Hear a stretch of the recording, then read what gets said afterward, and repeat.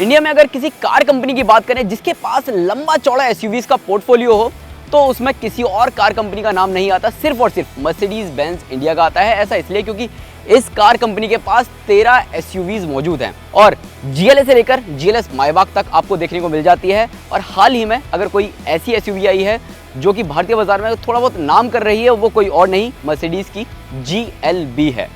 हालांकि क्या ये गाड़ी GLC को रिप्लेस कर देगी पूरी तरह? नहीं, बिल्कुल भी नहीं करेगी। ऐसा क्यों नहीं करेगी? क्योंकि ये एक ब्रेड एंड बटर है मर्सिडीज बेंज इंडिया के लिए, मोस्ट सेलिंग एसयूवी है। सबको लगता है कि GLS या GLE बहुत बिकती होगी, बट जो सबसे ज़्यादा एसयूवी बिकती है वो है GLC।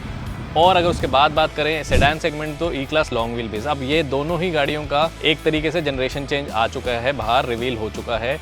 GLC का फेसलिफ्ट इंडिया में कब आता है अभी कुछ पता नहीं है, ग्लोबली आ चुका है, लेकिन जब तक वो इंडिया में नहीं आता उसकी जगह आपको GLB ही लेनी पड़ेगी, या फिर GLC कूपे, या फिर अगर आप थोड़ा सा सेगमेंट नीचे जाना चाहें तो GLA। तो अब ये 3 ऑप्शन आपके पास बच जाती हैं।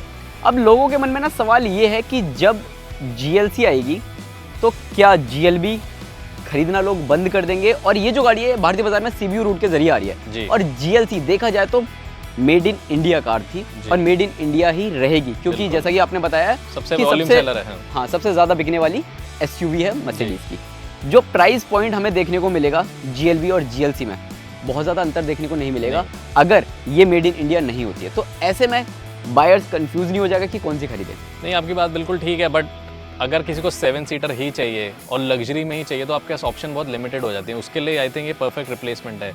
और इसकी एक खासियत है कि ये पहली गाड़ी है लग्जरी सेगमेंट में जो इलेक्ट्रिक, पेट्रोल, डीजल ऑप्शन में आपको मिल जाती है। हो सकता है कि इंडिया में सिर्फ GLC पेट्रोल और हाइब्रिड ही उतारे, डीजल उतारे ना, कि इसकी बिक्री बनी रहे। और इलेक्ट्रिक ऑप्शन तो EQC जो है वो काफ़ी टाइम से आ रही है, बट उसने कभी भी GLC की डिमांड को हिलाया नहीं है। तो इसका मतलब ये है कि आएगा। और आप देख सकते हैं कि जो नई वाली C क्लास थी उसके अंदर बिल्कुल S क्लास जैसे फीचर्स दे दिए गए थे, वही सेम अब आपको GLC में मिलेंगे, क्योंकि इंटीरियर बिल्कुल सेम है। तो वो उस हिसाब से काफ़ी ज़्यादा आपको अंदर से भी देखने को मिलेगा और बाहर के फीचर से भी देखने को मिलेगा। और थोड़ा सा अगर SUV क्लास की बात करें तो ये थोड़ी SUV वाली फील देती है मुझे, अभी भी वो थोड़ी MPV वाली फील देती है पीछे से एटलीस्ट। तो ये डिफरेंस तो डिज़ाइन के मामले में रहेंगे ही। तो जैसा कि आपने बताया कि जब नई GLC आएगी तो उसमें फीचर्स अपग्रेड होंगे, बिल्कुल इंटीरियर में बहुत ज़्यादा सुधार किया जाएगा। और देखा जाए तो जैसे कि अभी GLB का जो इंटीरियर है जी काफ़ी बेसिक सा लगता है जी। अगर कंपेयर करते हो दूसरी गाड़ियों से, नई वाली C क्लास से कंपेयर करते हो तो काफ़ी बेसिक सा लगता है। कई सारे फीचर्स मिसिंग है, जैसे वेंटिलेटेड सीट्स वगैरह नहीं मिलती हैं, wireless Apple CarPlay, Android auto नहीं मिलता है। GLC में ये सारी चीज़ें मिलना शुरू हो सकती है, बिल्कुल हो सकती है। और अगर कॉस्ट प्राइसिंग ठीक रख पाए, बिकॉज अगर इंडिया में ही बनाएंगे, इंडिया में असेंबल करेंगे तो बहुत फ़र्क आ जाएगा। ये CBU है और अगर मैच कर जाता है तो आई थिंक एक नो ब्रेनर टाइप हो जाएगा कि हाँ क्यों नहीं GLC। बट ये है कि मर्सिडीज की गाड़ियों में वेटिंग इतनी होती है, तो अब इस टाइम पे ऐसा हो जाएगा कि GLC की लगा 1 साल वेटिंग है तो चलो GLB ले लेते हैं। तो वो एक ऑफर मिल जाएगी, कोई कस्टमर किसी और ब्रांड की तरफ ना भागे कि अगर चलो ये नहीं मिल रही तो इसकी सीटें नीचे करके तो काफ़ी सारा बूट स्पेस के साथ 4 सीटर वाली एक SUV मिल जाती है आपको। लेकिन कुछ बायर्स ऐसे होते हैं जिन्हें सिर्फ मतलब थोड़ा फोकस रहता है कि नहीं यार लेटेस्ट गाड़ी चाहिए, अगर कोई लग्जरी कार लेने जा रहे हैं तो लेटेस्ट चाहिए। बिल्कुल, वो तो है। ऐसे भी लोग हैं जो मुझे अभी फ़ोन करके कह रहे थे कि मेरे पास 2020 की C क्लास है बट मेरे को अब 2022 वाली चाहिए। तो आप समझ सकते हैं कि कितनी जल्दी वो टेक्नोलॉजी के लिए चेंज करने को तैयार हो जाते हैं। जैसे कि आप टेक एक्सपर्ट हैं, टेक के बारे में आपको ज़्यादा पता है, इंटरनेशनली भी अगर आप जाते हो तो गाड़ियों के बारे में देखते हो, जानते हो, सारी चीज़ें आपको नॉलेज रहती है, अपडेट रहते हो प्रॉपर।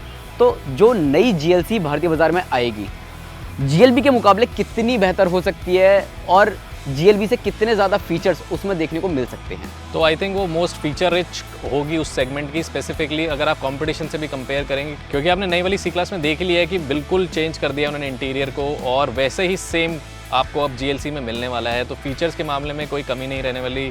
मसाजर्स, वेंटिलेटेड सीट्स, पीछे भी स्क्रीन लगाने के ऑप्शन, ये सब सारी चीज़ें मिल जाएंगी। तो इस तरीके से आप बोल सकते हैं कि वो जो उसको भी मिनी S की तरह कंपेयर किया गया था C क्लास को, तो एक्चुअली में इसको मिनी GLS बोलते हैं।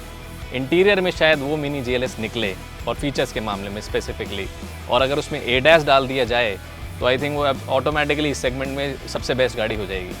बहुत ज़्यादा वार्तालाप नहीं करते हैं, अदरवाइज़ वीडियो बहुत ज़्यादा लंबा हो जाएगा। तो आखिरी सवाल यही है, GLB खरीदें या फिर GLC का वेट करें? GLC मुझे जो लगता है इतनी ज़्यादा हॉट सेलिंग गाड़ी है इंडियन सेगमेंट के लिए, तो वो ज़्यादा इंतज़ार नहीं कराएंगे, इस साल के अंदर ही हमें मिल जाएगी, जो इंटरनेशनली अब अनाउंस हुई है। तो अगर आप वेट कर सकते हैं कुछ 6 महीने के करीब, शायद दिवाली पे ये बम्पर रिलीज़ हो या बम्पर लॉन्च हो मर्सिडीज़ की तरफ से, तो आई थिंक GLC की वेट कर सकते हैं। लेकिन अगर आपको सिमिलर ही लगती हैं गाड़ियाँ GLB और GLC, और आपकी कोई स्पेसिफिक रिक्वायरमेंट नहीं है कि मेरे को लेटेस्ट टेक ही चाहिए और मेरे को 4 सीटर ही SUV चाहिए, 5 सीटर ही SUV चाहिए, तो GLB बहुत अच्छी ऑप्शन है। तो अब आपको इस वार्तालाप में समझ में आ चुका होगा कि GLB आपके लिए ज़्यादा फायदे का सौदा साबित होगी या फिर GLC का इंतज़ार करना आपके लिए फ़ायदेमंद रहेगा। आपको ये वीडियो कैसा लगा नीचे कमेंट सेक्शन में बताएं, और साथ ही अपने उन दोस्तों को भी ये वीडियो ज़रूर शेयर करें जो कि कंफ्यूज हो रहे हैं कि GLB खरीदी जाए या फिर GLC का इंतज़ार किया जाए।